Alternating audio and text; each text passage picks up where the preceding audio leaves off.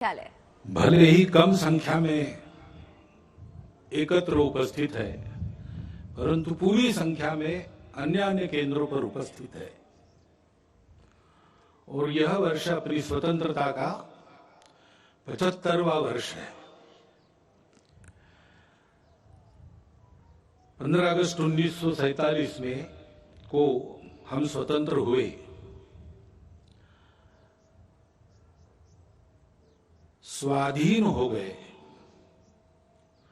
स्वतंत्र बनने की प्रक्रिया का प्रारंभ उस स्वाधीनता के कारण हम कर पाए।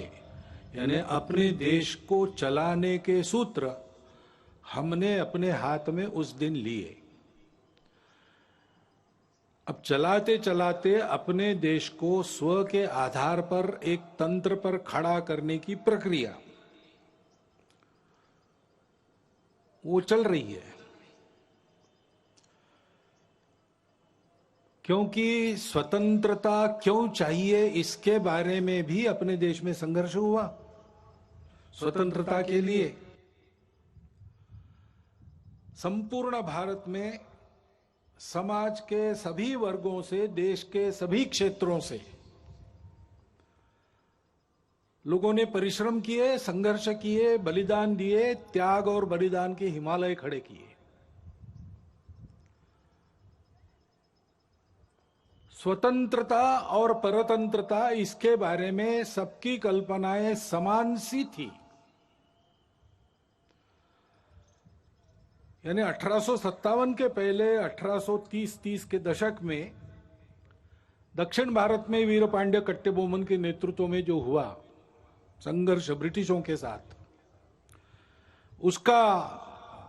उसकी घोषणा करते समय एक पढ़ा गया, उसको कुंडरा नाम के ग्राम में पढ़ा गया, इसलिए उसको कुंडरा डिक्लेरेशन कहते हैं। उसमें यह कहा गया कि ये जो विदेशी बाहर से आए हैं इनका रंग सफेद है, इसलिए पूजा में कपूर और भोजन में नमक महंगा हो जाएगा अगर हमने इनको यहां राज्य करने दिया तो। और बहुत बाद में महात्मा गांधी जी ने और एक सत्याग्रह की शुरुआत मुट्ठी भर नमक उठाते हुए की। कहते हैं कि उसके कारण अंग्रेजों के विशाल साम्राज्य की बुनियाद की मिट्टी खसकी। तो इस प्रकार कुछ समान से भाव सबके मन में थे, आपस में संपर्क नहीं था तो भी। और इसलिए ऐसी कई बातें समान सी पाई जाती है उस संघर्ष में।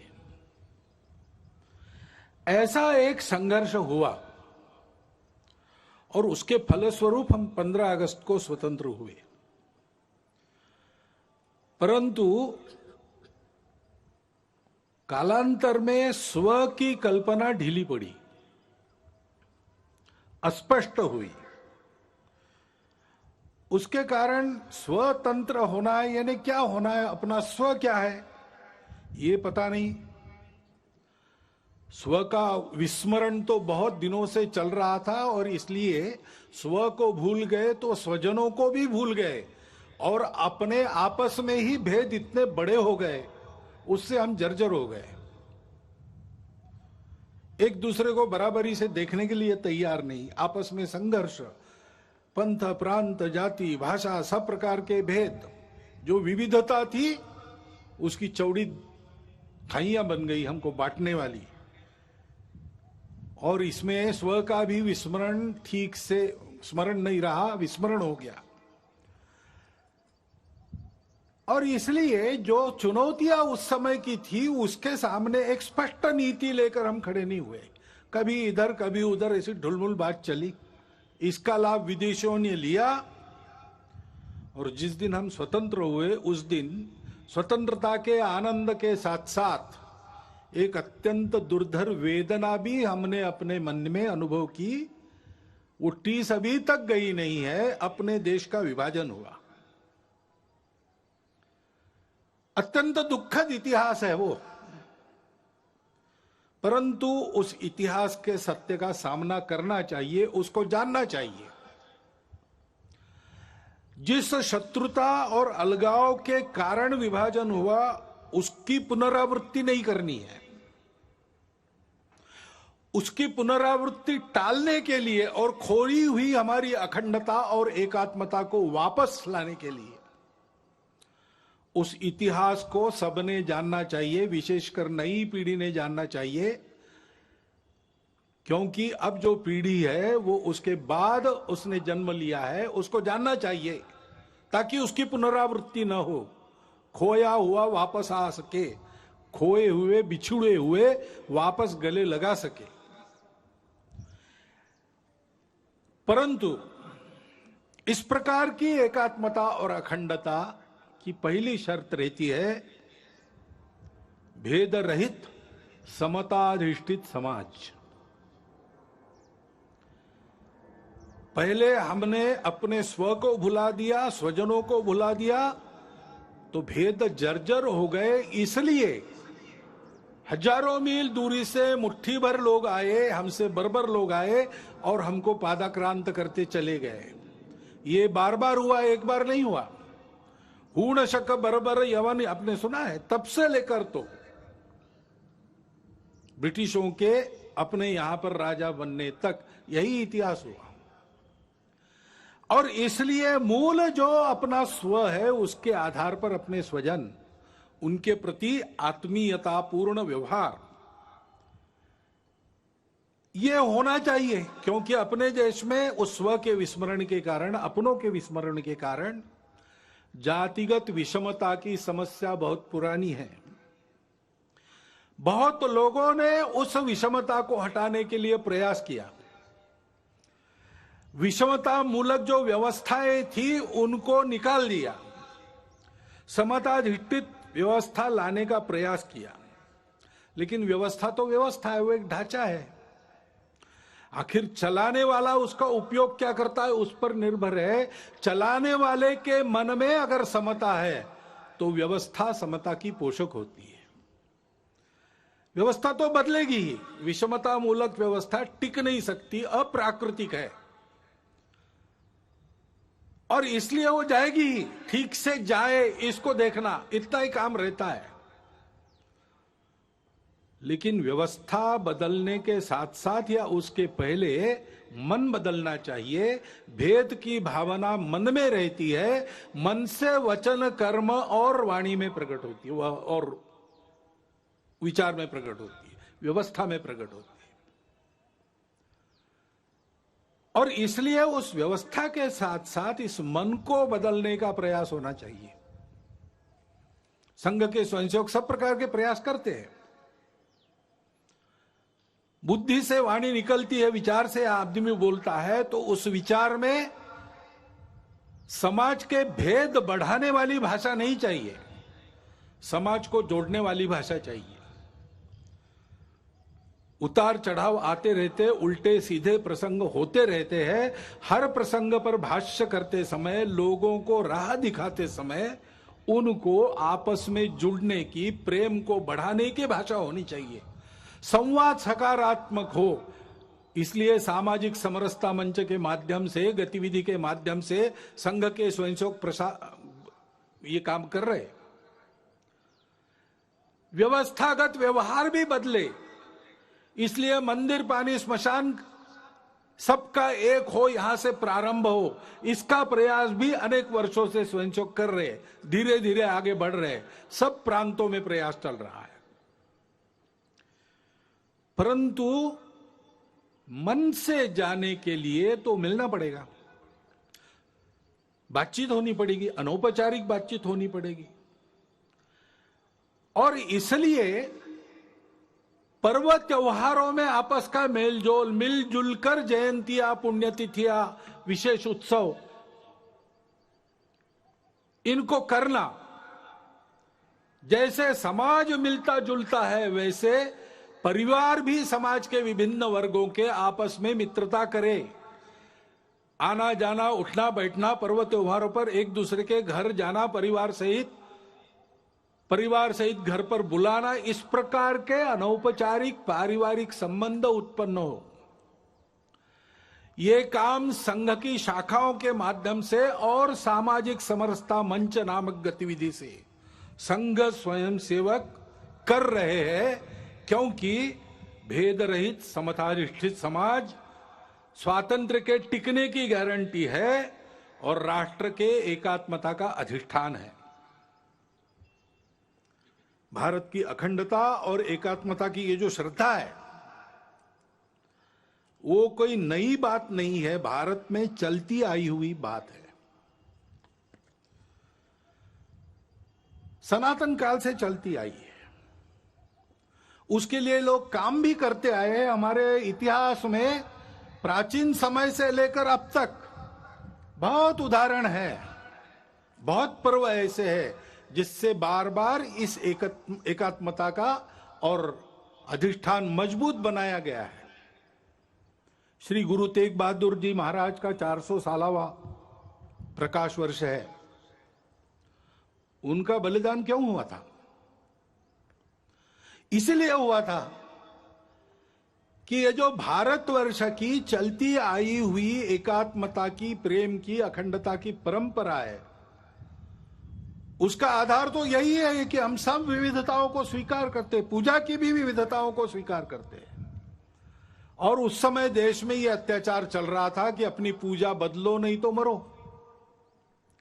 तो कश्मीर से लोग गुरु जी के पास आए, हाथ जोड़कर सुरक्षा के लिए विनती की।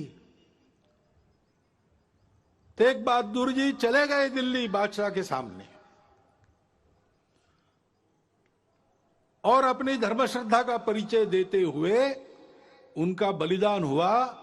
उन्होंने अपना सिर दे दिया, परंतु भारतवर्ष में इस प्रकार की पूजा की स्वतंत्रता बनी रहेगी, सबकी पूजा स्वीकार होगी, कोई एक दूसरे की पूजा पर जबरदस्ती नहीं कर सकता। यह जो अपने भारतवर्ष के संस्कृति का सार है उसको उन्होंने दिया नहीं, सिर दिया, सार नहीं दिया।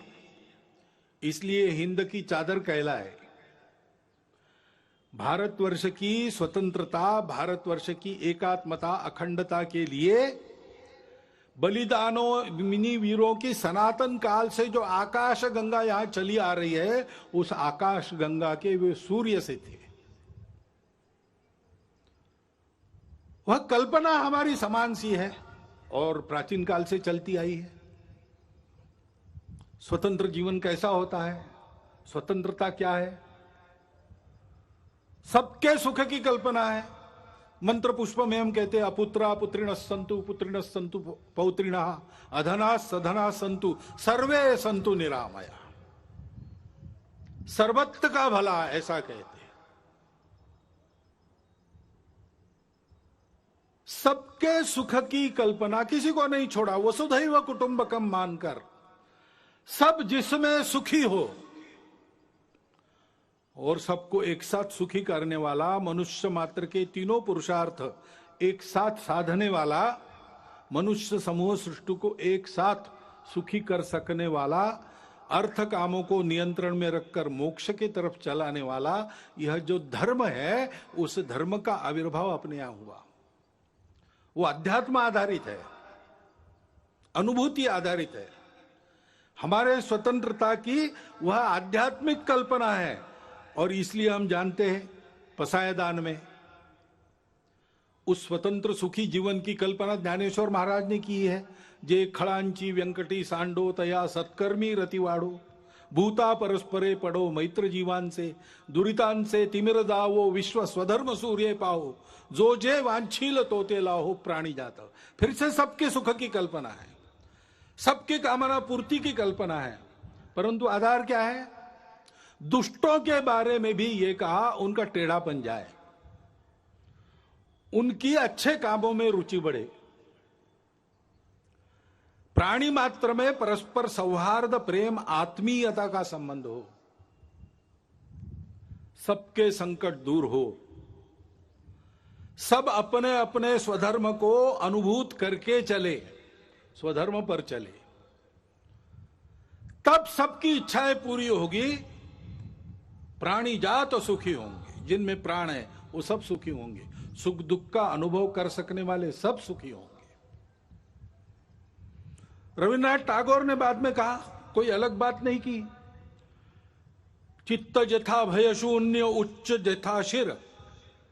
जहां चित्त भय से शून्य हो, जहां हम गर्व से माथा ऊंचा करके चल सके, जहां ज्ञान मुक्त हो, जहां दिन रात विशाल वसुधा के खंडों में विभाजित कर छोटे और छोटे आंगन न बनाए जाते हों, संपूर्ण मानवता की एकता की कल्पना, जहां हर वाक्य हृदय की गहराई से निकलता हो, सत्य पर चलने की कल्पना, हर दिशा में कर्म के अजस्त्र नदी के स्रोत फूटते हो और निरंतर अबाधित बहते हो, निरंतर कर्मशीलता, आदि आदि जो पूरी कविता उनकी है, वो हमारे स्वतंत्र जीवन की कल्पना देती है और उसके पीछे जो स्व है उसका आधार आध्यात्म है, स्पष्ट करती है। और इसलिए योगी अरविंद, जिनकी 150वीं जयंती है, उन्होंने भी यही बात कही है, हमारे स्व का अधिष्ठान स्पष्ट किया है, हमारे राष्ट्रीयता की कल्पना को उच्च रव से कहा है। गांधी जी इसी आधार पर बोलते थे। उनको सबूत की आवश्यकता पड़ी तो धर्मपाल जी ने सबूत जुटाए और आजीवन तपस्या की। उसके आधार पर उन्होंने भारतवर्ष के ब्रिटिश का प्रभाव होने के पहले के जीवन का जो चित्र सबूतों सहित किया है, प्रमाणित है, वो चित्र भी उनकी भी शताब्दी है, जन्म शताब्दी, वो चित्र भी इसी बात की पुष्टि करता है। हमारी इस स्व की कल्पना का आधार अध्यात्म आधारित परस्पर व्यवहार था, संतुलित व्यवहार था, आत्मीय व्यवहार था।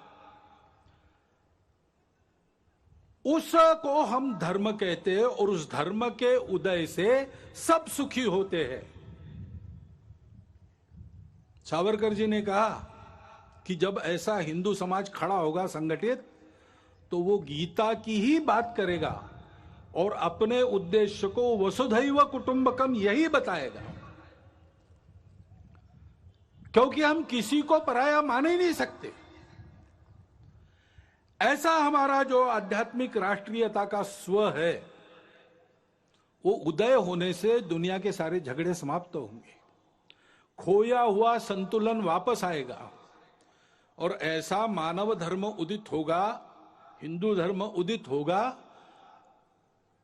तो फिर परिणाम ये भी होगा कि मनुष्यों के कलहों पर जिनके दुकान चलते हैं और उनके खोए हुए संतुलन पर जो अपना उल्लू सीधा करते हैं, उनके दुकान बंद हो जाएंगे।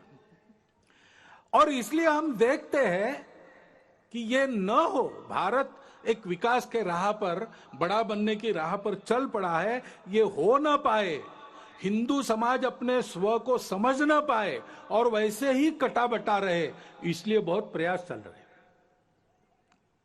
जो जो भारत का है उसकी निंदा करना, जो जो भारतीय है उसकी निंदा करना, भारत के जीवन की, भारत के धर्म की, भारत की परंपरा की, इतिहास की, वर्तमान की व्यवस्थाओं की, सबकी निंदा करना, भारतीयों के हृदय में स्वयं के बारे में ही अश्रद्धा उत्पन्न करना, ऐसे प्रयास चलते हैं। इतने प्राचीन जीवन से दुनिया देख रही है कि उस जीवन में इतने लंबे समय से चलते हुए मूल्य है। मनुष्य जीवन को स्थिरता देखे, सुख देते हैं, टूटन से बचाते हैं, अधपतन से बचाते हैं, ऐसे मूल्यों से युक्त हमारा जीवन है। उन मूल्यों पर हमला होता है, बोल के भी होता है, निंदा करके भी होता है और विभिन्न माध्यमों से बहुत सूक्ष्म रीति से भी होता है। ऐसा स्थूल और सूक्ष्म एक सांस्कृतिक आक्रमण भी लगातार चल रहा है, इस भय से कि अगर ये सारी बातें भारत में ठीक हो गई तो हम नहीं चल पाएंगे। और गठबंधन भी ऐसे लोगों ने बना लिया है, सम्मिलित प्रयास करते। और भारत में हम देखते हैं कि इसको पहचान कर इसके उपाय में चलना चाहिए, समाज को ठीक दिशा में चलाने के प्रयास करने चाहिए। सब ऐसा नहीं करते। विशेषकर इसके व्यवस्था को चलाने का भारत की जो दायित्वधारी लोग हैं, राज्यों में है, केंद्र में है, सब लोग हैं, लेकिन कभी कभी ऐसा व्यवहार दिखता है, यानी एक भारत का ही राज्य है, दूसरा भी भारत का ही राज्य है, उसकी पुलिस आपस में युद्ध करती है, गोलियों से लोग मारे जाते हैं। हम एक देश के वासी हैं कि क्या है? अपनी राजनीतिक स्पर्धा के चलते और सरकारों का विरोध खड़ा होता है, पार्टियों का है, चलता है, लेकिन सरकारें व्यवस्था के अंदर, व्यवस्था तो एक है, संविधान के तहत बनी है। संविधान के तहत हम फेडरल स्ट्रक्चर है, लेकिन संविधान के तहत ही we the people of India, हम एक देश के लोग हैं, हमारा एक देश है, व्यवस्थाएं हमने फेडरल बनाई है, लोग फेडरल नहीं है। संपूर्ण जन एक राष्ट्र है। लेकिन ऐसा पोषक व्यवहार सत्ता में बैठे लोगों का भी होता हुआ नहीं दिखता। तो समाज को कहां से उद्बोधन मिलेगा, कहां से पथ प्रदर्शक पाथेय मिलेगा? अपने राजनीतिक उल्लुओं को सीधा करने के लिए ऐसे छल कपट चलते हैं, उसमें समाज के मन का क्या होता है, समाज में जो भेद है उनको मिटाया जाता है कि उनको और चौड़ा किया जाता है, इसकी परवाह न करते हुए होता है। अब समाज को ही बचना पड़ेगा इन बातों को पहचानते हुए, क्योंकि ये षड्यंत्र चलते हैं असंतोष उत्पन्न करना। निमित्त तो मिलते ही है, इतने बड़े समाज में, इतने लंबे चौड़े देश में छोटा भी निमित्त है, उसको प्रचार के साधनों के आधार पर बहुत बड़ा करके बताना, असंतोष उत्पन्न करना, आपस में विरोध उत्पन्न करना, जाति से जाति को लड़ाना, प्रदेश से प्रदेश को, भाषा से भाषा को लड़ाना, कलह उत्पन्न करना और आतंक का वातावरण उत्पन्न करते हुए इसको शमन करना चाहने वाले शक्तियों को दबाने का प्रयास करना और एक तरह से देश में अराजकता उत्पन्न हो, ऐसा प्रयास करना, ये भी प्रयास चल रहे हैं। और तकनीकी के आधार पर नई नई बातें जो आ रही, वो और आग में घी डालने का काम कर रही। नियंत्रण नहीं है उसका, ओटीटी प्लेटफॉर्म्स है, उस पर कैसे कैसे चित्र आते हैं, क्या क्या आता है। अभी तो कोरोना में बालकों के हाथ में भी मोबाइल आ गया और ऑनलाइन तो देख ही रहे, और क्या देखते क्या नहीं इसका कोई नियंत्रण नहीं। और ओटीटी प्लेटफॉर्म पर क्या दिखाना, इसका भी कोई नियंत्रण नहीं। देश में तरह तरह के नशीले पदार्थ आते, उनकी आदतें बढ़ रही है, वो कैसे रोकी जाए, कैसा हो, पता नहीं। उच्च वर्ग से लेकर तो बिल्कुल आखिरी आदमी तक समाज के जितने भी स्तर है, सब में भयंकर व्यसन। और उस व्यापार से आने वाला पैसा किसके हाथ में जाता है, हम सबको पता है। देश विरोधी कार्यों में उसका उपयोग होता है। सीमा पार के देश उसको प्रोत्साहन करते हैं। ऐसी सारी बातें चल रही है और अनियंत्रित बातें भी बढ़ रही है। बिटकॉइन जैसी करेंसी है, किस राष्ट्र का, किस नियम का उस पर नियंत्रण है, मुझे नहीं पता। एक स्पर्धा खड़ी हो रही है। इन सब बातों को नियंत्रित करना, समाज के हित में चलाना, ड्रग्स जैसे व्यसनों का पूर्ण निराश हो, इसका प्रयास करना, ये शासन को करना चाहिए, करना पड़ेगा। परंतु शासन तो अपना काम आज नहीं कल करेगा, करने का प्रयास कर भी रहा है, वो यशस्वी आज न कल होगा। परंतु तब तक के लिए इसका बचने का क्या, और बाद में भी बचने की क्या बात है, कैसे होगा? तो अपने यहां पर एक वाक्य सर्वत्र लिखा मिलता है, मन का ब्रेक उत्तम ब्रेक। समाज का मन तैयार होना चाहिए, नई पीढ़ी का मन तैयार होना चाहिए। बालकों का, शिशुओं का मन घर में तैयार होता है। नव तरुण होने के बाद जब दुनिया में जाता है और वो दुनिया के आगे खड़ा होता है, तो उस व्यक्ति को क्या लेना, क्या नहीं लेना, क्या ठीक है, क्या गलत है, इसका विवेक जो मिलता है वो घर से तैयार होके मिलता है, माता पिता के आचरण के उदाहरण से मिलता है, घर में जो अपनी कुलरीतियां पद्धतियां चलती है उसके संस्कारों से मिलता है। उनको ठीक करने से बहुत सारी बात बिना शासन के भी हम कर पाएंगे। और इसलिए कुटुंब प्रबोधन की गतिविधि हमारे स्वयंसेवक चलाते हैं। सप्ताह में एक बार कुटुंब के लोग बैठते और आपस में संवाद करते हैं, मुक्त चर्चा करते हैं।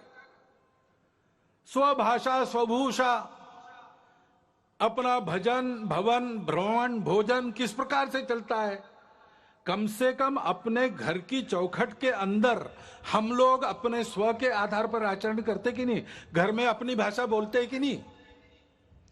कागजों पर अपना हस्ताक्षर करते हैं तो अपनी मातृभाषा में करते हैं कि नहीं? करना चाहिए। जहां टाल सकते हैं विदेशी भाषा को टालो, जहां उसका उपयोग है और जहां अनिवार्य है वहां तो करना ही पड़ेगा, करेंगे भी। हमको किसी भाषा से थोड़ी बैर है। परंतु स्वभाषा स्वभूषा, अपना भजन अपना भोजन, इसका एक महत्व है। स्व का ज्ञान परंपरागत रीति से पीढ़ी दर पीढ़ी बनता रहे, इसलिए उस आचरण के बारे में चर्चा। और मैं अपने लिए रोज कुछ करता हूं, परिवार के लिए रोज करता हूं, समय देता हूं, पैसा देता हूं। देश समाज के लिए रोज क्या करता हूं, कितना खर्चा रोज करता हूं, इसका विचार होके ऐसे छोटे छोटे संकल्प लेना और उसके आधार पर परिवार में सब लोगों का मन बनना चाहिए, नई पीढ़ी का भी बनना चाहिए। तो इस प्रकार के विपरीत वातावरण में भी उनकी प्रतिकार शक्ति जागृत रहने से, विवेक शक्ति जागृत रहने से वो उचित का ही चयन करेंगे। स्वाभाविकता तो उनका झुकाव अच्छे के तरफ ही है, केवल उसके लिए पोषक उनके मन बुद्धि के संस्कारों को बनाना चाहिए। उसके लिए यह गतिविधि चलती है। हमारे स्वयंसेवक भी और अन्य अनेक लोग भी ये काम कर रहे हैं। अभी इस प्रकार के हमारे प्रयास चलेंगे। बीच में कोरोना आ गया। कोरोना के पहले लहर का हमने बहुत अच्छा सामना किया, दूसरी लहर ने बहुत ज्यादा नुकसान किया। हम सब समाज में एक दुख का अनुभव कर रहे हैं। नई पीढ़ी के कई होनहार लोग, सक्रिय लोग इस कोरोना ने उठा लिए हम में से, असमय उठा लिए। उसका बहुत दुख है, उनके प्रति श्रद्धांजलि है। लेकिन वो होने के बाद भी तुरंत सावधान होकर पूरे समाज ने अपनी जान को हथेली पर लेकर दूसरे लहर का भी सामना किया, यशस्वी प्रतिकार किया। और अब तीसरे लहर की आशंका है तो भी अपना देश कोरोना के प्रतिकार में दुनिया में सबसे आगे है। ये परिस्थिति है। ऐसे कार्यकर्ताओं का अभिनंदन भी है, सारा देश अभिनंदन कर रहा है, हम भी उसमें सहभागी। तीसरे लहर की आशंका है, अब दिन ब दिन और मध्यम पड़ते जा रही है। लगता है कि नहीं आएगी, अथवा आएगी तो बिल्कुल परिणामकारक नहीं होगी। लेकिन किसी अनुमान पर निर्भर नहीं रहना चाहिए, तैयारी पूरी होनी चाहिए। गांव स्तर तक हर गांव में 5-7 कोरोना योद्धाओं की टोली तैयार रहे। इसलिए संघ ने देश भर में प्रशिक्षण का कार्यक्रम लगभग पूरा कर लिया है और उसके आधार पर इस कोरोना से लड़ाई होगी, ठीक से होगी। आएगा नहीं ऐसी आशा करते हैं, लेकिन आएगा तो क्या करना उसकी पूरी तैयारी है और हम इस कोरोना को मात देंगे। उसके नुकसान हुए हैं, 2 साल चला तो आर्थिक क्षेत्र में नुकसान हुआ है, बहुत नुकसान हुआ है, परंतु हमारा समाज उससे दबा नहीं है। आर्थिक क्षेत्र में भी उस नुकसान को पूरा करने का आत्मविश्वास दिखता है, लोग बोलते हैं। और किसी किसी आर्थिक अर्थायाम के क्षेत्र में तो सब पूर्ववत हो गया और आगे बढ़ गया, ऐसा भी वृत्त आता है। स्व के बारे में अपने समाज की प्रवृत्ति निश्चित रूप से बढ़ी है। अभी राम मंदिर का धन संग्रह हमने किया गांव गांव जाके, तो वहां भी यही अनुभव आया। स्फूर्त रूप से समाज के सभी जाति वर्गों का, सभी भौगोलिक क्षेत्रों से उत्तम सहयोग मिला, और एक ही भावना के कारण कि कुछ हमारा हमने वापस लाया है, उसको खड़ा कर रहे हैं। सब लोग राम की पूजा करने वाले लोग नहीं थे, परंतु सबका योगदान है, सबका उत्साह है, और वो स्व प्रकट भी हो रहा है, वो उत्साह प्रकट भी, उस आत्मविश्वास का परिणाम भी दिख रहा है। अभी ओलंपिक और पैरा ओलंपिक में कितने मेडल, ओलंपिक में 1 गोल्ड, 2 सिल्वर और 4 ब्रॉन्ज, यानी स्वर्ण, रौप्य और कांस्य। और पैरा ओलंपिक में 5 स्वर्ण, 8 रौप्य और 6 कांस्य पदक हमारे खिलाड़ियों ने प्राप्त की। ये उत्साह कहां से आया? बहुत परिस्थितियां उनकी बदली है, ऐसा नहीं है, परंतु देश के लिए कुछ कर गुजरने की प्रवृत्ति बनी है, और इसलिए यह कोरोना की आपत्ति हमारे लिए स्व का चिंतन करने का एक अवसर भी बनी है। हमने अनुभव किया अपने स्व पर आधारित कई बातें कितनी उपयोगी है। उदाहरणार्थ अपने स्वास्थ्य का विषय है। स्वास्थ्य मनुष्य की ऐसी आवश्यकता है, उसको पूरा करने के लिए वो कुछ भी कर लेगा। बीमार है तो उपचार के लिए घर भी बेच देगा, लेकिन अच्छे उपचार और विश्वस्त उपचार, जिससे निश्चित ही रहेगी मुक्त, रोग मुक्त होने की, ऐसे उपचार लेने के लिए कुछ भी करता है। तो हमने देखा कि देश में सबकी इच्छा है चिकित्सा सबको सुलभ रहे, सबके पास पहुंच सके, और चिकित्सा महंगी न हो, सब आयु वर्ग के लोग उसका लाभ ले सके। वो सस्ती और सुलभ चिकित्सा पानी है तो स्व के आधार पर क्या विचार करेंगे? पहली बात है कि हमारी परंपरा में केवल इलनेस का, बीमारी का विचार नहीं किया, हमने वेलनेस का भी विचार पहले से किया है। आयुर्वेद में एक पूरा प्रकरण स्वास्थ्य वृत्त है, बीमार नहीं कैसे पड़ना। उसमें जैसे स्वच्छता का महत्व है, उस पर तो कई वर्षों से हम आगे आगे बढ़ रहे हैं। लोक स्वास्थ्य का, पब्लिक हेल्थ का विषय है, उस पर भी हमको बहुत तरीके से आगे जाना पड़ेगा, क्योंकि उसमें शासन को भी बहुत कुछ करना पड़ता है, समाज को भी बहुत कुछ करना पड़ता है। अपने घर की और स्वयं की स्वच्छता तो हम देख लेंगे, अपने मोहल्ले की स्वच्छता पर भी ध्यान देना पड़ेगा। सार्वजनिक स्थानों पर स्वच्छता बरतने की आदत लगानी पड़ेगी। स्वच्छता के लिए नंबर मिलते हैं आजकल शहरों को, अच्छी बात है, लेकिन दिखने वाली स्वच्छता और जहां नहीं कोई देखता वहां स्वच्छता नहीं, ऐसे लोक स्वास्थ्य में नहीं चलता। बीमारी हवा से भी आती है, और इसलिए लोक स्वास्थ्य के नियमों का ध्यान रखना और जीवन शैली मुख्यतः ठीक करना। प्राकृतिक जीवन शैली चाहिए, जितनी प्रकृति के पास रहेगी उतना हम स्वस्थ रहेंगे। पर्यावरण के साथ मेल खाने वाली जीवन चाहिए। हम बेतहाशा रासायनिक खेती का प्रयोग करेंगे तो कैंसर तो बढ़ेगा ही। हम अगर हर जगह प्लास्टिक से प्रदूषण लाएंगे तो हम जिस सांस से हवा भरते हैं वो सांस अपनी विषैली हो जाएगी। और इसलिए हमारे यहां पानी का उपयोग ठीक से करना, नाप तोल कर करना।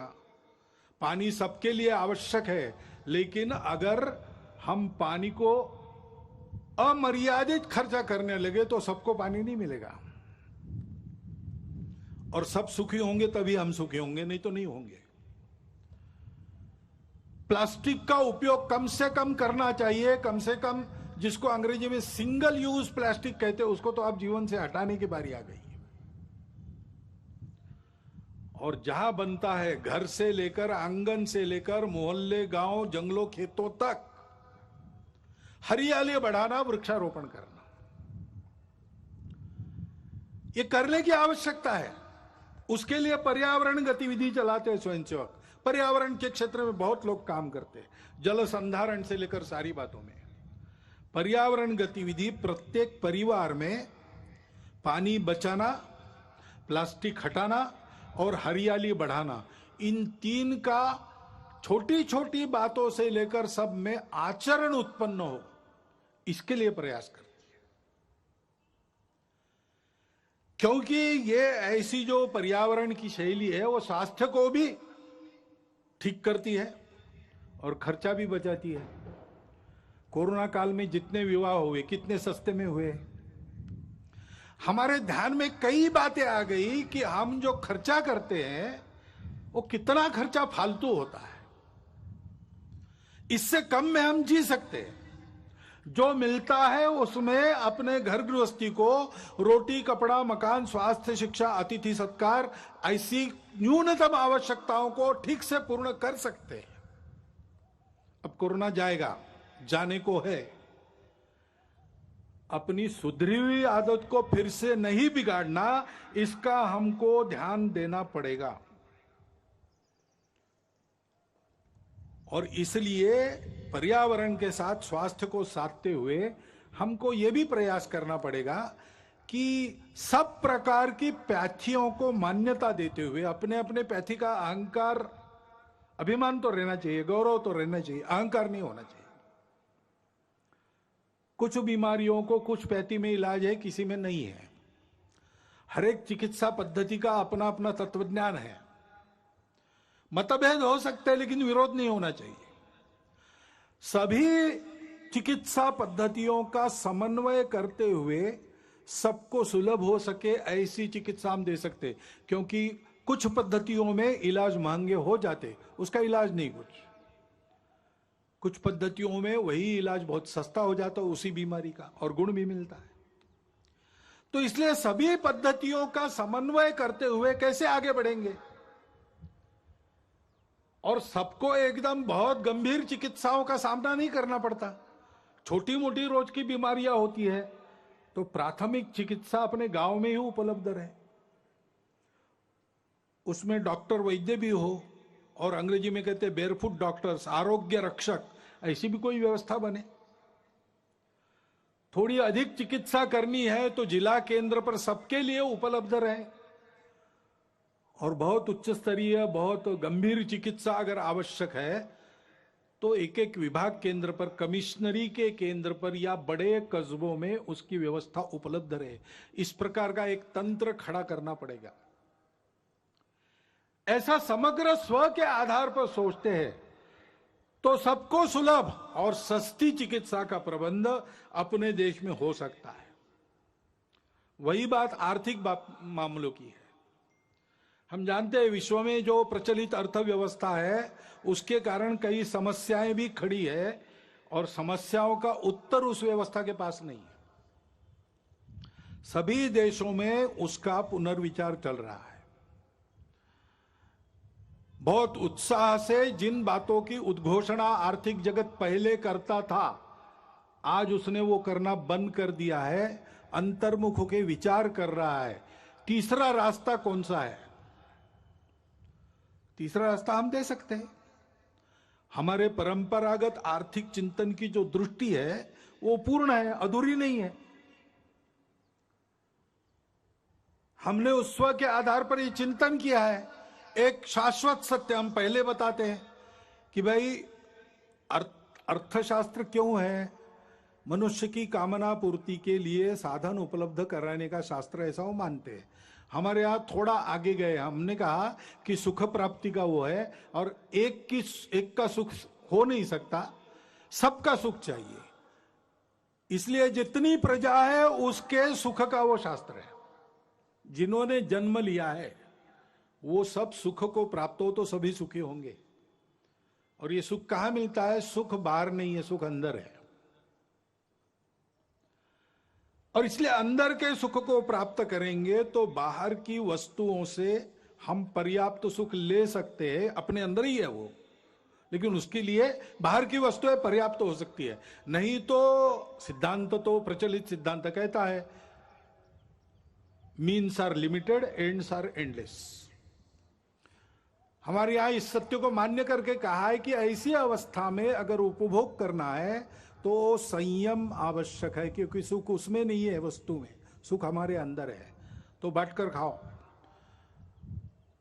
उस सुख के पीछे बहते मत जाओ, सुख पर तुम्हारा नियंत्रण चाहिए।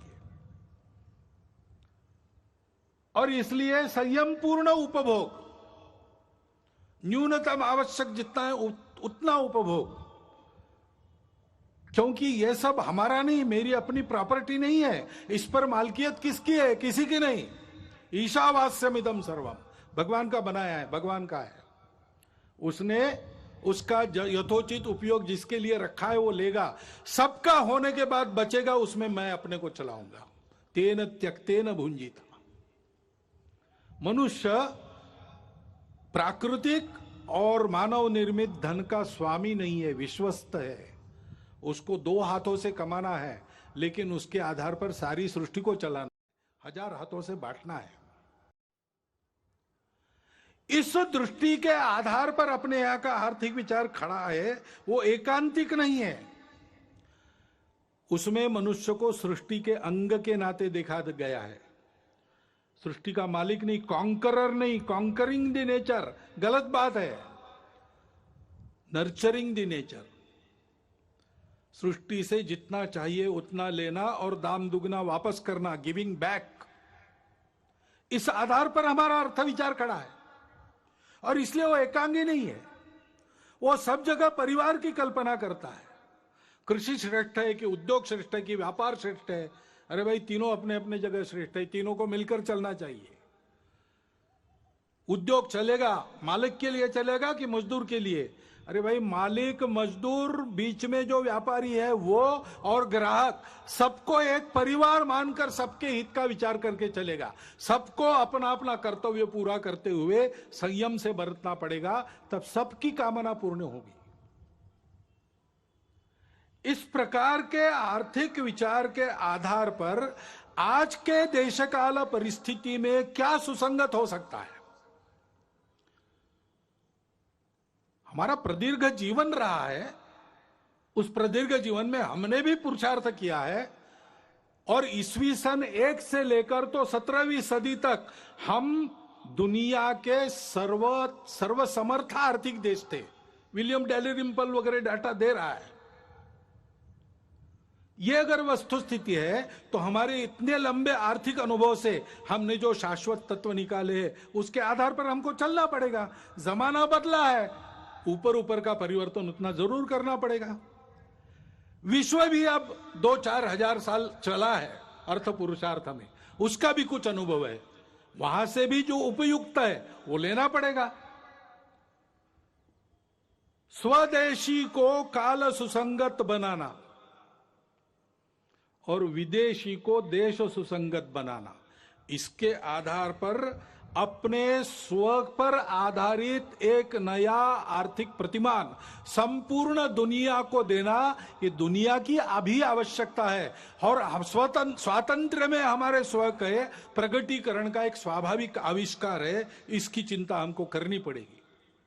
और ये बात जब सोचते हैं तो एक सब लोग आजकल कहते हैं, पहले इतना नहीं कहते थे, आजकल कहते हैं, वो कहते हैं ये जनसंख्या क्या करेंगे, बढ़ती जा रही है। तो जनसंख्या नीति तो होनी चाहिए। अपने यहां विचार हुआ है, एक परिवार में 2.1 ऐसा कहा है ना, 2 बालक रहे, ऐसा विद्वानों ने मिलकर निश्चित किया, सरकार ने उसको स्वीकार किया, ये सब हुआ है। लेकिन हमको लगता है कि एक बार फिर विचार कर लेना चाहिए, क्योंकि 2 बातें, सारी बातों का विचार करना। अभी हमारे देश में, हमारा युवाओं का देश है, 56-57% युवा है। 30 साल के बाद ये सब बूढ़े बनेंगे, उनको खिलाने के लिए भी हाथ लगेंगे। कितने हाथ लगेंगे? कितने लोगों को खिला सकेंगे? और उस समय जितने लोगों को खिलाना है उसके लिए काम करने वाले कितने लगेंगे? दोनों बातों का विचार करना पड़ेगा। इतना हम बढ़ेंगे तो पर्यावरण कितना झेल सकता है? हमारी माताएं उस दृष्टि से कितनी सक्षम है, उनको खुद के पैरों पर खड़ा रखने का सामर्थ्य, उनका सशक्तिकरण कितना हुआ है, वो कितनी प्रबुद्ध है, हम उनको कैसा ऐसा बना सकते। एक 50 साल आगे तक का विचार करके एक नीति बनानी चाहिए, और उस नीति को सब पर समान रूप से लागू करना चाहिए, क्योंकि जैसे जनसंख्या एक समस्या बन सकती है, वैसे जनसंख्या का असंतुलन भी समस्या बनती है, बन रही है देश में, दुनिया में हम देख रहे हैं, सब लोग बोल रहे हैं। इसमें किसी के प्रति बुरा भाव नहीं रहता है। अरे इसलिए हमने एक 2015 में ही प्रस्ताव पास किया इसके बारे में।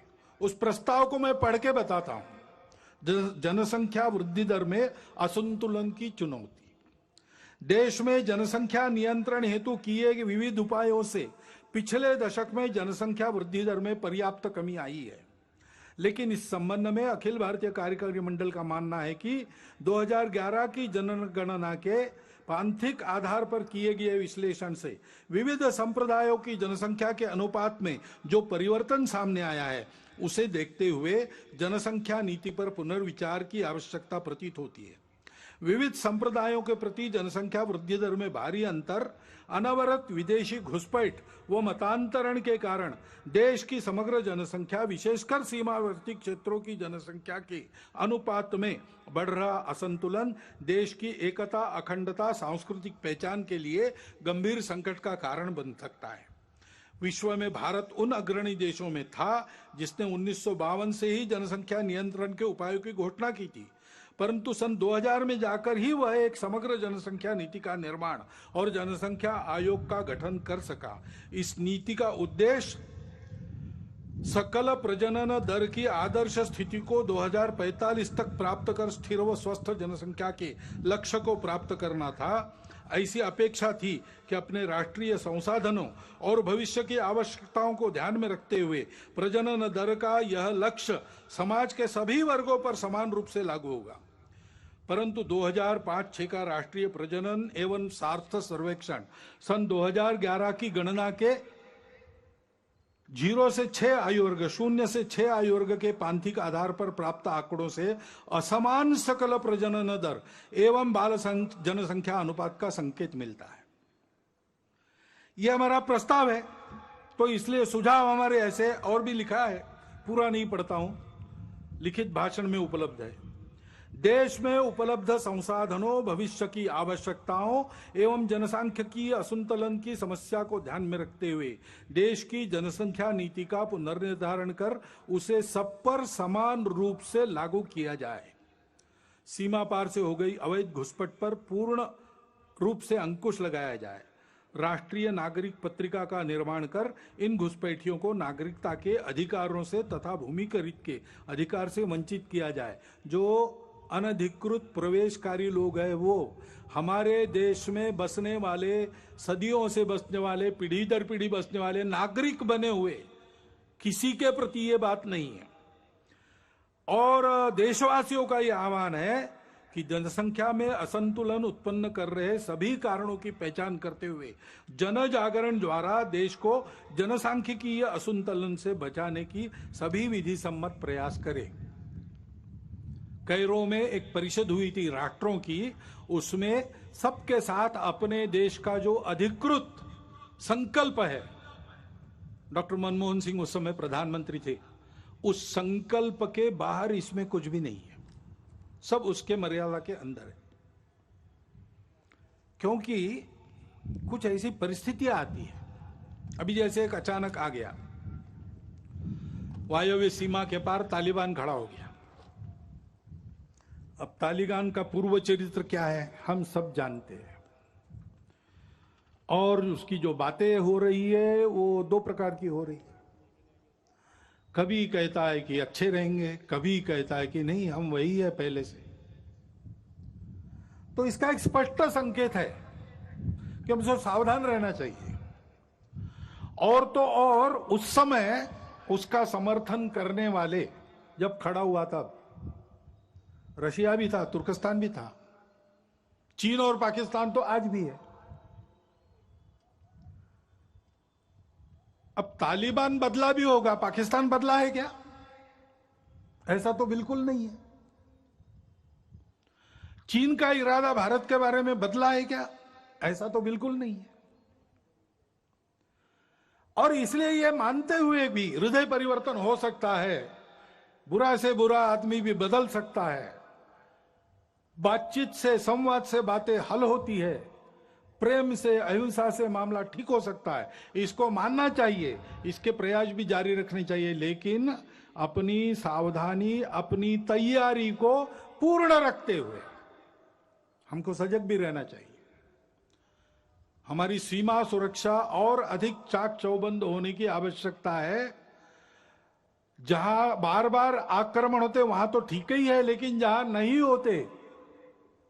होते ऐसा हम कहते हैं, लेकिन चोरी छुपे होते रहते हैं, सागरी सीमा है। हमारे सागरी प्रदेश में जो टापू है, देश के अंदर की बातें हैं, इन सबको बहुत अच्छा करना चाहिए। इंटरनेट के उपयोग के कारण अब साइबर सिक्योरिटी का भी प्रश्न खड़ा हो गया है, उसके मामले में हमको बहुत आगे जाना पड़ेगा, हम जाएंगे। और ऐसी बातों का परिणाम अंदर उपद्रवी लोगों के मनोबल पर न हुआ तो भी वो कुछ न कर सके, ऐसा हमको ठीक रखना पड़ेगा। अभी अभी जम्मू कश्मीर में होकर आया, वहां सामान्य जनता को 370 हटने के अच्छे लाभ मिल रहे हैं, उसको तो मानते हैं, लेकिन और आगे बढ़ते हुए उनका देश के साथ सात्मीकरण हो, इसके प्रयास बढ़ाने की आवश्यकता है। मन से एक होना चाहिए। भारत से किसी भी भारतीय के रिश्ता लेन देन का नहीं है। हम भारत माता के पुत्र हैं, हम भारत के अंग हैं। कश्मीर की जनता को, उसके मन में उस भावना को हमको विकसित करना पड़ेगा। इस दृष्टि से शासन के, समाज के, दोनों के प्रयास चल रहे हैं और बढ़ने चाहिए, उसमें गति आनी चाहिए। ये अगर हम करते हैं तो फिर आतंकवादियों की गतिविधियों का भी बंदोबस्त करना पड़ेगा। अभी 370 हटने के बाद उनके प्रति जो डर था वो भाग गया। अब वो डर से ही काम लेते थे, तो उस डर को वापस लाना उनके लिए आवश्यक है। इसलिए चुन चुन कर जैसे पहले करते थे, मनोबल गिराने के लिए टारगेटेड वायलेंस, लक्षित हिंसा वो कर रहे हैं। उद्देश्य कई है उनका कि अपने डर को फिर से स्थापित करना, और समाज वहां संघर्ष कर रहा है। वो कह रहा है कि एक बार डरे डरे अब नहीं डरेंगे, आप डर को वापस नहीं ला सकते।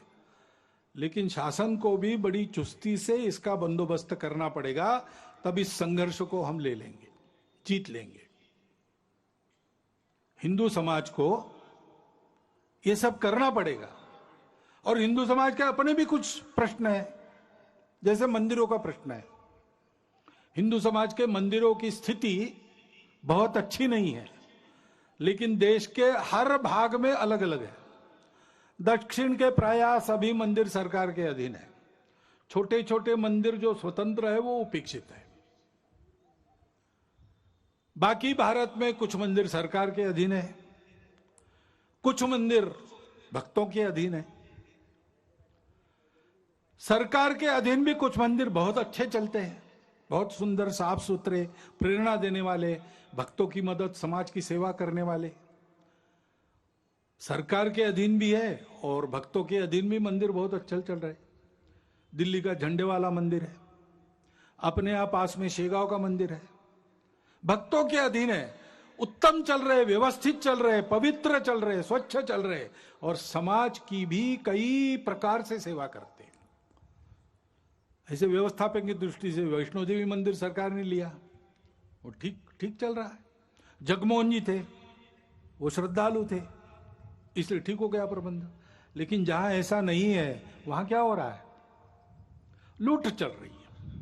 मंदिरों की जमीन बेची गई, मंदिर की संपत्ति हड़पी जाती है। हिंदू मंदिरों की संपत्ति अहिंदू, जिनको हिंदू देवी देवों पर श्रद्धा नहीं है, उनके लिए लगाई जाती है। हिंदू को भी आवश्यकता है, वहां नहीं लगाई जाती। और इसलिए सुप्रीम कोर्ट के निर्णय भी है सब प्रकार के हैं। ये भी कहा है सुप्रीम कोर्ट ने कि मंदिर के मालिक भगवान है और कोई नहीं हो सकता, पुजारी केवल व्यवस्थापक है। ये भी कहा है सुप्रीम कोर्ट ने कि सरकार व्यवस्था उत्पन्न करने के लिए कुछ समय तक ले सकती है, 1, 2, 3 वर्ष, उसके बाद वापस करना पड़ेगा। और इसलिए एक बार इसका निर्णय होना चाहिए ठीक से, और निर्णय यह भी होना चाहिए हिंदू समाज इन मंदिरों को कैसे रखेगा, हिंदू समाज की क्या व्यवस्था है अपने मंदिरों को जैसे वो पहले समाज के जीवन के केंद्र हुआ करते थे वैसे चलाने का। क्योंकि हिंदू समाज की श्रद्धा जगे, हिंदू समाज का बल जगे, हिंदू समाज के लोगों के आपत्तियों का निवारण हो, उनको श्रद्धा मिले, उनको सहारा मिले, इस दृष्टि से हिंदू समाज की ये जो सारी व्यवस्थाएं आज भी है पतित हो गई है, उनको ठीक करने के लिए हिंदू को जगाना पड़ेगा। क्योंकि हिंदू समाज का ऐसा होना ही सारी बातों का आधार है।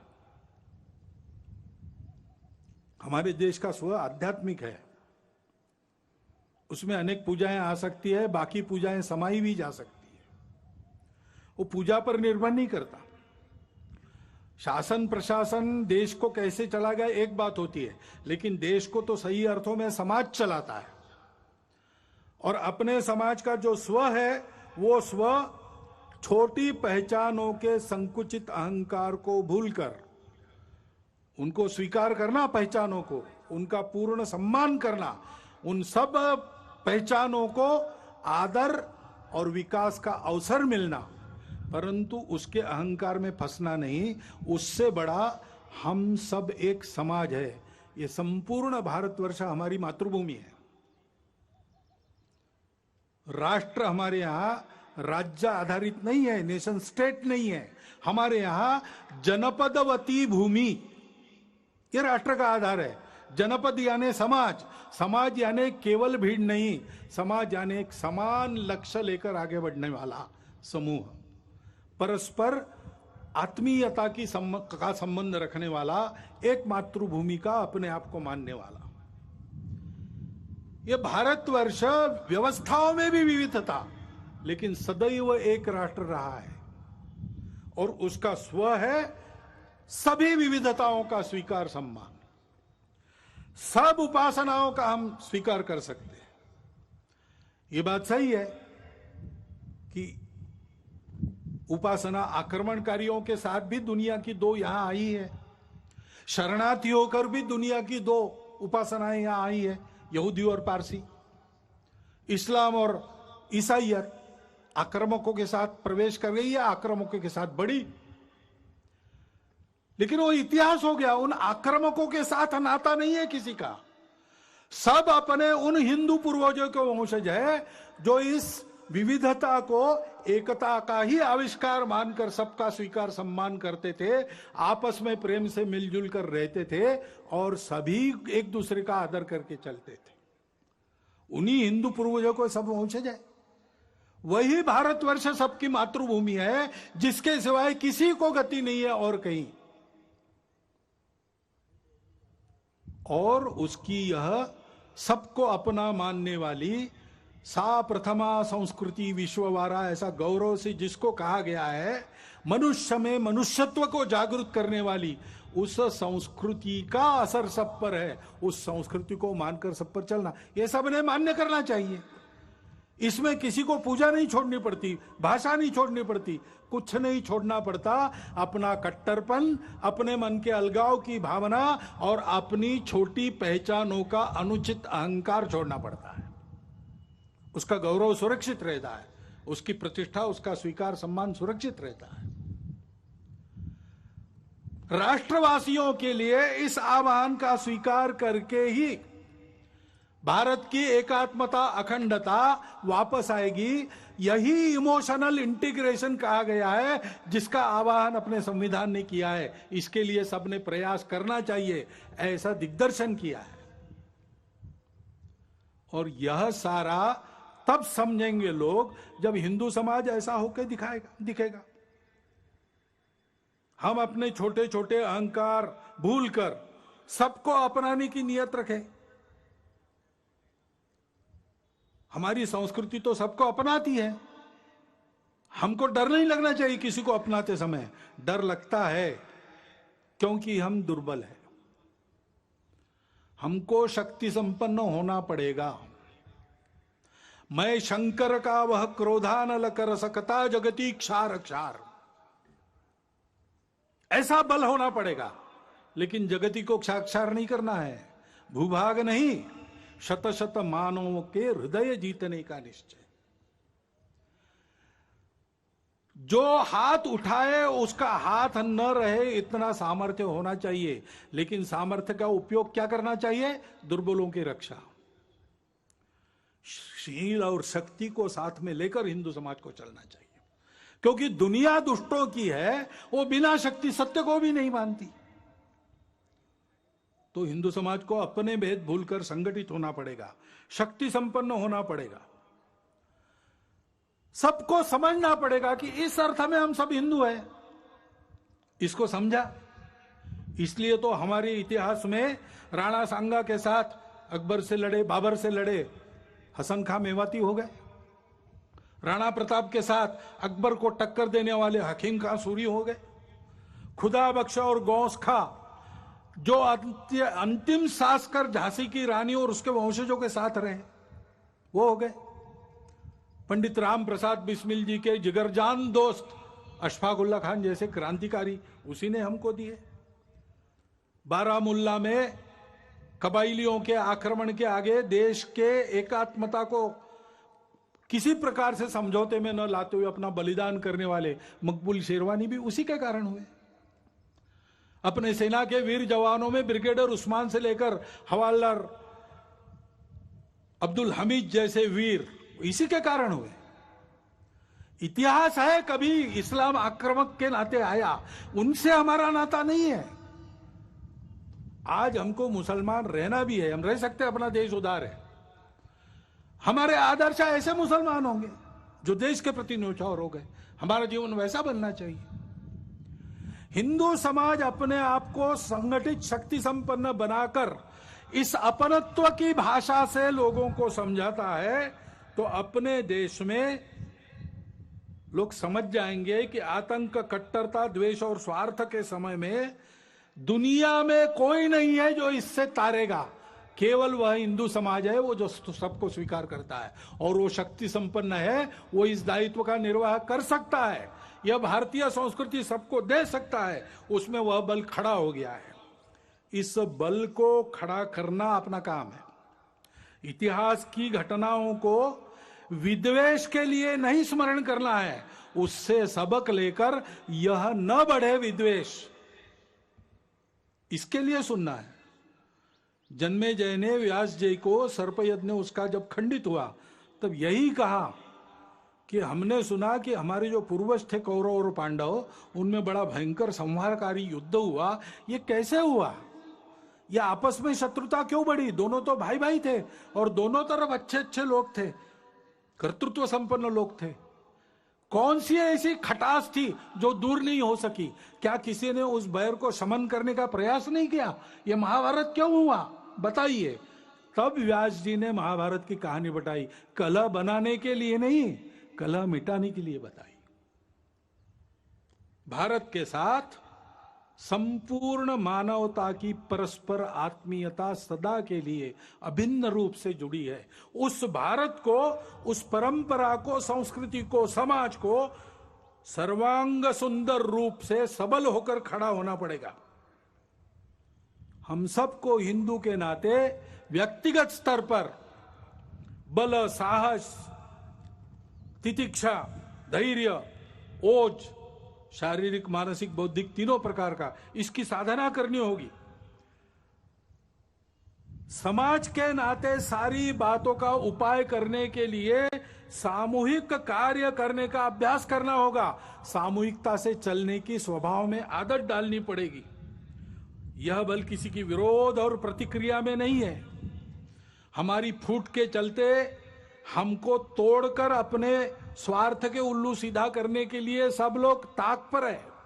इसको समझते हुए, और ये हमारा स्वभाव होना चाहिए हिंदू के नाते, संगठित रहना, बल संपन्न रहना, संपूर्ण मानवता के लिए अपने बल का उपयोग करना।